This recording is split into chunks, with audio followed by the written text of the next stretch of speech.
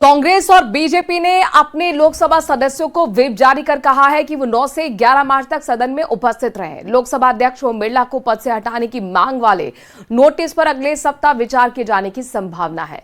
कांग्रेस और बीजेपी ने 3 लाइन का व्हिप जारी कर अपने पहले तीनों दिन तक लोकसभा में उपस्थित रहना अनिवार्य किया गया है।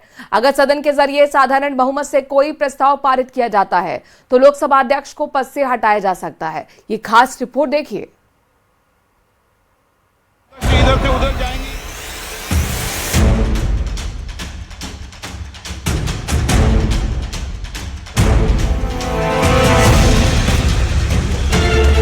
बीजेपी और कांग्रेस ने अपने लोकसभा सांसदों को 9 से 11 मार्च तक सदन में मौजूद रहने के लिए 3 लाइन का व्हिप जारी किया है। बजट सेशन का दूसरा फेज 9 मार्च से शुरू हो रहा है, जो 2 अप्रैल तक चलेगा। सूत्रों के मुताबिक विपक्ष के जरिए लोकसभा स्पीकर को हटाने के प्रस्ताव को लेकर चर्चा हो सकती है।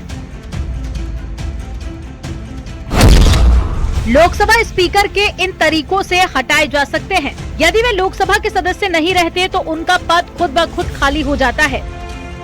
वे किसी भी समय त्याग पत्र दे सकते हैं, अध्यक्ष उपाध्यक्ष को, उपाध्यक्ष अध्यक्ष को लिखित रूप से।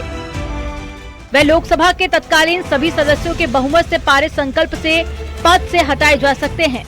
लोकसभा के कुल सदस्यों में से कम 14 दिन पहले नोटिस देना जरूरी है। नोटिस लिखित होना चाहिए। नोटिस पर कम से कम 50 सांसदों के हस्ताक्षर जरूरी है। यानी कोई भी सांसद अचानक खड़े होकर स्पीकर के खिलाफ प्रस्ताव नहीं ला सकता। नोटिस मिलने के बाद में स्पीकर खुद उस कार्यवाही की अध्यक्षता नहीं करता। उस दिन सदन की कार्यवाही डिप्टी स्पीकर या फिर किसी वरिष्ठ सदस्य के जरिए चलाई जाती है। हटाने के लिए साधारण बहुमत ही काफी है।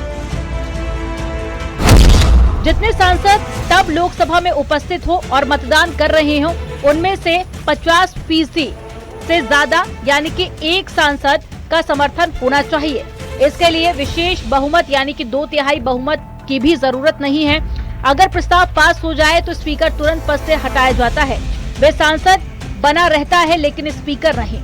फिर से नया स्पीकर चुना जाता है।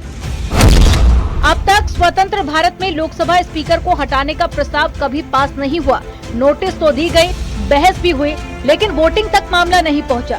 संसद का बजट सत्र 28 जनवरी को राष्ट्रपति के दोनों सदनों को संबोधित करने के साथ शुरू हुआ था, जिसमें 65 दिनों में 30 बैठकें होंगी और 2 अप्रैल को खत्म होगा। Bureau report, news 18 UP Uttarakhand.